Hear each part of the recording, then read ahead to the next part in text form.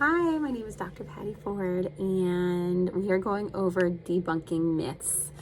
The myth today is there is a best food. So, what I'm going to talk about today, I want to say best food for what? What's the goal? Is the goal to balance your blood sugar? Is the goal to decrease inflammation? Is the goal to lose weight? Is the goal to gain weight? Is the goal to heal from an eating disorder? There are so many goals when it comes to food, and everybody has such unique stories, unique differences, and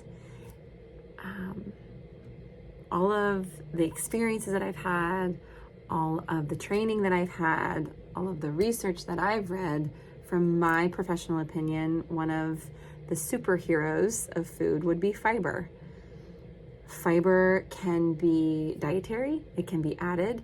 In dietary fiber, that's what's naturally found in food, you can have two types. You can have soluble and insoluble, and they have different effects on different systems. Soluble can draw in water, it can actually decrease cholesterol, which some say would be protective.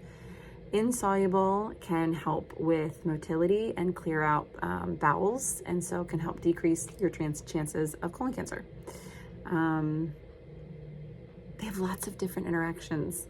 And sometimes when you have gut disorders, fiber can be really problematic. And so there is not one blanket answer for everybody. And if someone or some authority or a book or a blog or whatever suggests differently, run the other way. Extremes are to be taken lightly, to proceed with caution, because passion can come across as confidence, can come across as educated, and you're going to want to understand where they're coming from. What's their goal? What's their perspective? And if they're really leaning into understanding your goal and your perspective, then that's a safe space typically.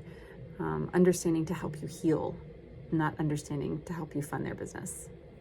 Hope this helps, and this is debunking a myth that there is the best food. It doesn't exist. Okay.